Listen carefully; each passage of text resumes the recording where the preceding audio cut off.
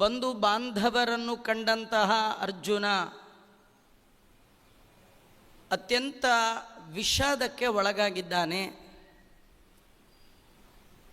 ಅವನಿಗೆ ಯುದ್ಧವೇ ಬೇಡ ಅಂತ ಅನ್ನಿಸ್ತಾ ಇದೆ. ಕೃಷ್ಣನ ಮುಂದೆ ತನ್ನ ಅಳಲನ್ನು ತೋಡಿಕೊಂಡು ರಥಸ್ಥವ ಉಪಾವಿಶತ್, ಯುದ್ಧರಂಗದಲ್ಲಿಯೇ ರಥದ ಮಧ್ಯದಲ್ಲಿ ವಿಸೃಜ್ಯ ಸಶಿರಂ ಚಾಪಂ ಶೋಕ ಸಂವಿಘ್ನ ಮಾನಸಃ, ಅತ್ಯಂತ ಉದ್ವಿಗ್ನ ಮನಸ್ಥಿತಿ, ದುಃಖದಿಂದ ಕೂಡಿದ ಮನಸ್ಸುಳ್ಳಂತಹ ಅರ್ಜುನ ಖಿನ್ನ ಮನಸ್ಕನಾಗಿ ಯುದ್ಧರಂಗದಲ್ಲಿಯೇ ರಥದ ಮಧ್ಯದಲ್ಲಿ ಕೂತ್ಕೊಂಡು ಬಿಟ್ಟಿದ್ದಾನೆ. ಸಂಜಯ ಹೇಳ್ತಾ ಇದ್ದಾನೆ, ಯಾವಾಗ ಈ ರೀತಿ ದೈನ್ಯ ಮಾಡಿಕೊಂಡು ಅಶ್ರುಪೂರ್ಣ ಕುಲೇಕ್ಷಣಂ, ಕಣ್ತುಂಬ ನೀರು ತುಂಬಿಕೊಂಡು ಬಿಟ್ಟಿದ್ದಾನೆ, ಅವನ ದುಃಖ ನೋಡಿ ಕೃಷ್ಣನಿಗೆ ಆಶ್ಚರ್ಯ ಆಗ್ತಾ ಇದೆ. ಭಗವಂತ ಆ ಸಂದರ್ಭದಲ್ಲಿ ಅರ್ಜುನನನ್ನು ನೋಡಿ ಹೇಳ್ತಾ ಇದ್ದಾನೆ, ಕುತಸ್ತ್ವ ಕಶ್ಮಲಮಿದಂ ವಿಷಮೇ ಸಮುಪಸ್ ಅನಾರ್ಯ ಜುಷ್ಟಮಸ್ವರ್ಗ್ಯಂ ಅಕೀರ್ತಿಕರಂ ಅರ್ಜುನ. ಅರ್ಜುನ, ಎಲ್ಲಿಂದ ಬಂತು ನೀಂಥ ಬುದ್ಧಿ ಅಂತ ಕೇಳ್ತಾ ಇದ್ದಾನೆ. ನಿಮಗೆ ಆಶ್ಚರ್ಯ, ಈ ಬುದ್ಧಿ ಎಲ್ಲಿಂದ ಬಂತು? ಇದು ಸ್ವಾಭಾವಿಕ ಬುದ್ಧಿ ಆದದ್ದಲ್ಲ ಅರ್ಜುನಂದು. ಎಲ್ಲಿಂದ ಬಂತು ಅಂದರೆ, ಯಾವಾಗ ದುಃಖ ದರ್ಶನ ಮಾಡಿದ ಆಗ ಅಜ್ಞಾನ ಬಂತಂತೆ. ಕೆಟ್ಟವರು ಮುಖದರ್ಶನ ಮಾಡಿದ್ರೂ ನಮಗಿರೋ ಜ್ಞಾನ ಹೋಗಿಬಿಡತ್ತಂತೆ. ಒಳ್ಳೆಯವರ ದರ್ಶನ ಮಾಡಬೇಕು, ಸಜ್ಜನರ ಸಹವಾಸ ಮಾಡಬೇಕು.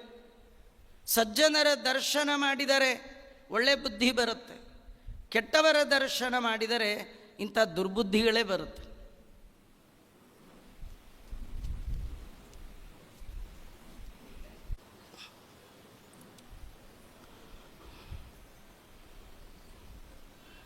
ಪರಮ ಪೂಜ್ಯ ಮಹಾಸ್ವಾಮಿಗಳವರ ಪ್ರಿಯ ಪಾದಕಮಲಗಳಲ್ಲಿ ಭಕ್ತಿ ಶ್ರದ್ಧೆಯಿಂದ ಸಾಷ್ಟಾಂಗ ನಮಸ್ಕಾರ ಮಾಡಿಕೊಂಡು ಪ್ರವಚನವನ್ನು ಮುಂದುವರಿಸ್ತಾ ಇದ್ದೇನೆ. ಕೃಷ್ಣ ಹೇಳ್ತಾ ಇದ್ದಾನೆ, ಎಂತಹ ಸನ್ನಿವೇಶ, ಇಂತಹ ವಿಷಮವಾದ ಸನ್ನಿವೇಶದಲ್ಲಿ ನಿನ್ನ ಬುದ್ಧಿಗೆ ಇಂಥ ಮೋಹ ಮಂಕು ಇದು ಹೇಗೆ ಬಂತು? ಅಲ್ಮಷಮಿದಂ ವಿಷಮೇ ಸಮುಪಸ್ಥಿತಂ, ಇದು ತಿಳಿದವರ ರೀತಿ ಅಲ್ಲ. ಯಾರು ಜ್ಞಾನಿಗಳಾಗಿದ್ದಾರೆ ಅವರು ನಿನ್ನಂತೆ ಹೀಗೆ ಮಾಡೋರಲ್ಲ. ಇದು ಅನಾರ್ಯಂ, ಇದು ಆರ್ಯರು ಮಾಡುವಂಥದ್ದಲ್ಲ. ಜ್ಞಾನಿಗಳು ಬಲ್ಲವರು ಯುದ್ಧದ ಈ ಸಂದರ್ಭದಲ್ಲಿ ಈ ರೀತಿಯಾಗಿ ಕುಳಿತುಕೊಳ್ಳುವಂಥದ್ದಲ್ಲ. ಸ್ವರ್ಗಕ್ಕೆ ಇದು ಸಾಧನ ಅಲ್ಲ, ಇದರಿಂದ ನಿನ್ನ ಕಿಚ್ಚಾಗೋಲ್ಲ. ಇದು ನಿನಗೆ ತರವಾದದ್ದಲ್ಲ. ನಿನ್ನ ಈ ಮನೋದೌರ್ಬಲ್ಯ ಏನಿದೆ ಅದನ್ನು ಬಿಟ್ಟು ಮೇಲೆ ಏಳು, ಕೂಡಬೇಡ, ಹೀಗೆ ಇದು ಕೂಡುವ ಕಾಲ ಅಲ್ಲ ಅಂತ ಹೇಳ್ತಾ ಇದ್ದಾನೆ. ಯದ್ಯಪಿ ಅರ್ಜುನ ಹೀಗೆ ತಿಳ್ಕೊಂಡಿದ್ದ, ಇದುವರೆಗೆ ಏನೆಲ್ಲ ವಾದ ಮಾಡಿದೆ ಇದು ಹಿರಿಯರಿಗೆ ಮೆಚ್ಚುಗೆ ಆಗುವಂಥದ್ದು, ತಿಳಿದವರು ಸಂತೋಷ ಪಡುವಂಥದ್ದು ಅಂತ. ಆದರೆ ತಿಳಿದವರಿಗೆಲ್ಲ ತಿಳುವಳಿಕೆ ಕೊಡುವ ಕೃಷ್ಣ ಹೇಳ್ತಾ ಇದ್ದಾನೆ, ಇದು ವಿವೇಕದ ಮಾತಲ್ಲ, ಇದು ಮೋಹ, ಇದು ತಿಳಿದವರು ತುಳಿಯುವ ಹಾದಿ ಅಲ್ಲ, ಇದು ಸ್ವರ್ಗಕ್ಕೆ ಸಾಧನ ಅಲ್ಲ ಮತ್ತು ನರಕಕ್ಕೆ ಆಗ್ತಾ ಇದೆ, ಅಕೀರ್ತಿಕರವಾದದ್ದು. ಇದು ನಿನ್ನ ದೌರ್ಬಲ್ಯ. ಅರ್ಜುನ ಅಂದುಕೊಂಡದ್ದೆಲ್ಲ ಸುಳ್ಳಾಯಿತು. ತಾನು ಅಂದ್ಕೊಂಡಿದ್ದೇ ಒಂದು, ಕೃಷ್ಣ ಹೇಳ್ತಾ ಇರೋದೇ ಒಂದು. ಹೀಗಾಗಿ ಅವನು ಮತ್ತೊಮ್ಮೆ ತಾನು ಹೇಳಿದ ಮಾತಲ್ಲಿ ಏನಾದರೂ ಹೆಚ್ಚು ಕಡಿಮೆ ಇದೆಯಾ ಹೇಗೆ ಅಂತ ಮತ್ತೆ ವಿಮರ್ಶೆ ಮಾಡ್ತಾ ಅರ್ಜುನ ಕೃಷ್ಣನಿಗೆ ಹೇಳ್ತಾ ಇದ್ದಾನೆ. ಕೃಷ್ಣ ಅರ್ಜುನನಿಗೆ ಹೇಳ್ದ, ಕ್ಷುದ್ರಂ ಹೃದಯ ದೌರ್ಬಲ್ಯಂ, ಇದು ನಿನ್ನ ಮನಸ್ಸಿನ ದುರ್ಬಲತೆಯನ್ನು ಎತ್ತಿ ತೋರಿಸ್ತಾ ಇದೆ. ನೀನು ಯದ್ಯಪಿ ಸ್ವಭಾವಕ್ಕೆ ತಕ್ಕ ಹಾಗೆ ಮಾತಾಡ್ತಿಲ್ಲ. ಯಾಕೆ? ನೀನು ಪರಂತಪ, ಶತ್ರುಗಳಿಗೆ ತಾಪವನ್ನು ಉಂಟು ಮಾಡಿ ಅನೇಕ ರೀತಿಯಲ್ಲಿ ಯುದ್ಧ ಮಾಡಿದವ. ಎಂದೂ ಇಲ್ಲದ ಈ ದುರ್ಬುದ್ಧಿ ಎಷ್ಟು ಬಾರಿ ಮಾಡಿದವ ನೀನು. ಎಂದೂ ಯುದ್ಧಕ್ಕೆ ಬೆನ್ನು ಮಾಡಿ ಹೋದವ ಅಲ್ಲ, ಯುದ್ಧ ಬೇಡ ಅಂತ ಅಂದವ ಅಲ್ಲ ನೀನು. ಅಂಥದ್ರಲ್ಲಿ ಇವತ್ತ್ಯಾಕೆ ನಿಂಗೆ ಈ ಬುದ್ಧಿ ಬಂದಿದೆ ಏಳು ಅಂತ ಮತ್ತೆ ಮತ್ತೆ ಹೇಳುವ ಸಂದರ್ಭದಲ್ಲಿ ಅರ್ಜುನ ತನ್ನ ವಾದವನ್ನು, ತನ್ನ ತಿಳುವಳಿಕೆಯನ್ನು ಮತ್ತು ವಿಮರ್ಶೆ ಮಾಡ್ತಾ ಕೃಷ್ಣನ ಮುಂದೆ ಹೇಳ್ತಾನೆ, ಹಾಗಾದ್ರೆ ಯುದ್ಧ ಮಾಡುವಂತೀಯ ಕೃಷ್ಣ, ಹೇಗೆ ಮಾಡಿ? ಯಾಕೆ ಮಾಡಲಿಕ್ಕೆ ಯಾಕೆ ಆಗೋಲ್ಲ? ಸಂಖ್ಯೆ ದ್ರೋಣಂಚ ಮಧುಸೂದನ ಇಶುಬಿ ಪ್ರತಿಯೋತ್ಸ್ಯಾಮಿ ಪೂಜಾರ್ಹರಿವ ಸೂದನ. ಪೂಜೆ ಮಾಡಲಿಕ್ಕೆ ಯೋಗ್ಯರಾದ ಗುರುಗಳು, ಹಿರಿಯರು, ಭೀಷ್ಮಾಚಾರ್ಯರು ಎಂಥ ಹಿರಿಯರು, ಆಚಾರ್ಯರು ಎಂಥ ದೊಡ್ಡ ಗುರುಗಳು. ಭೀಷ್ಮಾಚಾರ್ಯರು ನಮ್ಮನ್ನು ಹೆಗಲಲ್ಲಿ ಹೆತ್ತು ಆಡಿಸಿದ ಪಾಲಿಸಿದ ಹಿರಿಯರು. ನಿತ್ಯದಲ್ಲಿ ನಮ್ಮ ಶ್ರೇಯಸ್ಸನ್ನು, ನಮ್ಮ ಒಳಿತನ್ನು ಬಯಸುವ ಹಿರಿಯರು, ಗುರುಗಳ ವಿರುದ್ಧ ಈ ಯುದ್ಧ ರಂಗದಲ್ಲಿ ಮೇಲೆ ಬಾಣವನ್ನು ಬಿಡಲಿ. ನಿಜವಾಗಿಯೂ ಬಾಣಗಳಿಂದ ಯುದ್ಧ ಮಾಡಲಿಕ್ಕೆ ಯೋಗ್ಯರಾದವರಲ್ಲ ಇವರು, ಪೂಜಾರ್ಹರು. ಇಂತಹ ಪೂಜಾರ್ಹರನ್ನು ಅವರ ಎದುರಿಗೆ ನಿಂತು ಅವರ ವಿರುದ್ಧವಾಗಿ ಅವರ ಮೇಲೆ ಬಾಣಗಳ ಮಳೆಯನ್ನು ಸುರೀಂತ ಹೇಳ್ತಾ ಇದೆಯಲ್ಲ, ಇದು ಹೇಗೆ ಸಾಧ್ಯ?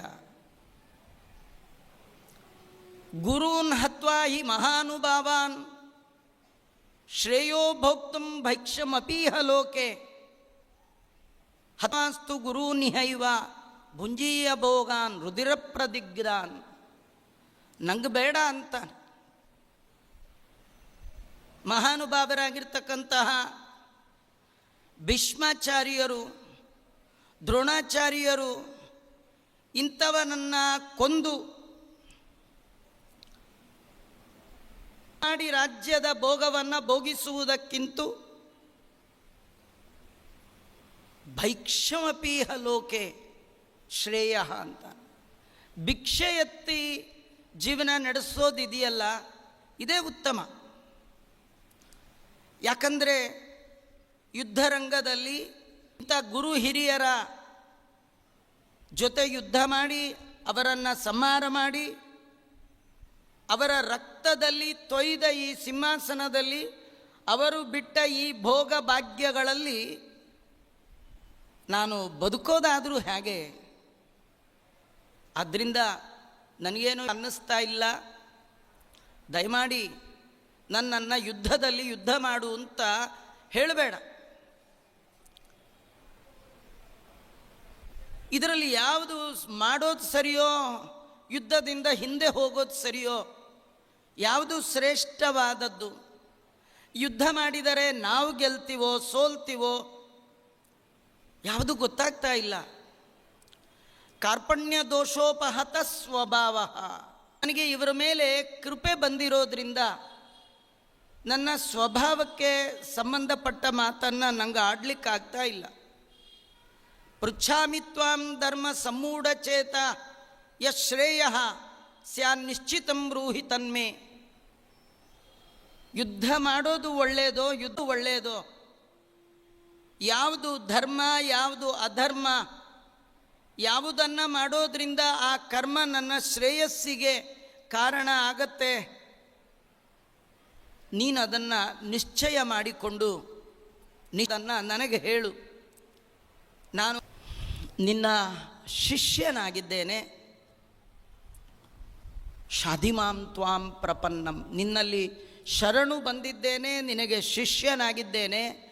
ನನ್ನನ್ನು ಶಾಸನ ಮಾಡು, ನನ್ನನ್ನು ಸರಿಯಾದ ಮಾರ್ಗದಲ್ಲಿ ನಡೆಸು ಅಂತ ಪ್ರಾರ್ಥನೆ ಮಾಡಿಕೊಳ್ತಾ ಇದ್ದಾನೆ. ನೋಡಿ, ತುಂಬ ಚೆನ್ನಾದ ಮಾತುಗಳಿವು. ಅಲ್ಲಿ ದುರ್ಯೋಧನ ದ್ರೋಣಾಚಾರ್ಯರನ್ನು ಶರಣು ಹೊಂದಿದ. ಇಲ್ಲಿ ಅರ್ಜುನ ಜಗದೀಶ್ವರನನ್ನು ಶರಣು ಹೊಂದಿದ. ನಾವು ನಮ್ಮ ಜೀವನದಲ್ಲಿ ಸಂಕಟ ಬಂದಾಗ ಜನರನ್ನು ಹಿಡಿಯುವ ಬದಲು ಜನಾರ್ದನನನ್ನು ಹಿಡಿಬೇಕು. ನಮಗೂ ಜೀವನದಲ್ಲಿಂಥ ವಿಷಮ ಪರಿಸ್ಥಿತಿ, ಯಾವುದು ಮಾಡಬೇಕೋ ಯಾವುದು ಮಾಡಬಾರ್ದೋ ಗೊತ್ತೇ ಆಗೋಲ್ಲ. ಆದರೆ ಯಾರು ಭಗವಂತನನ್ನು ನಂಬಿ ನಡೀತಾರೆ ಅವರಿಗೆ ರಂಗ ರಾಂಗ್ ರೂಟ್ ತೋರಿಸಲ್ಲ, ಸರಿಯಾದ ದಾರಿಯನ್ನೇ ತೋರಿಸ್ತಾನೆ. ನೀವು ಸರಿಯಾದ ದಾರಿಯಲ್ಲಿ ಹೋಗಬೇಕಾದ್ರೆ ಭಗವಂತನಲ್ಲಿ ಶರಣು ಹೊಂದಬೇಕು. ಅನ್ಯಥಾ ಶರಣಂ ನಾಸ್ತಿ ತ್ವಮೇವ ಶರಣಂ ಮಮ. ಯಾರು ತಮ್ಮ ಸರ್ವಸ್ವವನ್ನು ಭಗವಂತನ ಅಡಿದಾವರೆಗಳಲ್ಲಿ ಅರ್ಪಣೆ ಮಾಡಿ ಭಗವಂತ ನನ್ನನ್ನು ಸನ್ಮಾರ್ಗದಲ್ಲಿ ನಡೆಸು, ಧಿಯೋ ಯೋ ನ ಪ್ರಚೋದಯಾತ್, ಆ ಭಗವಂತನಲ್ಲಿ ಪ್ರಾರ್ಥನೆ ಮಾಡಬೇಕು.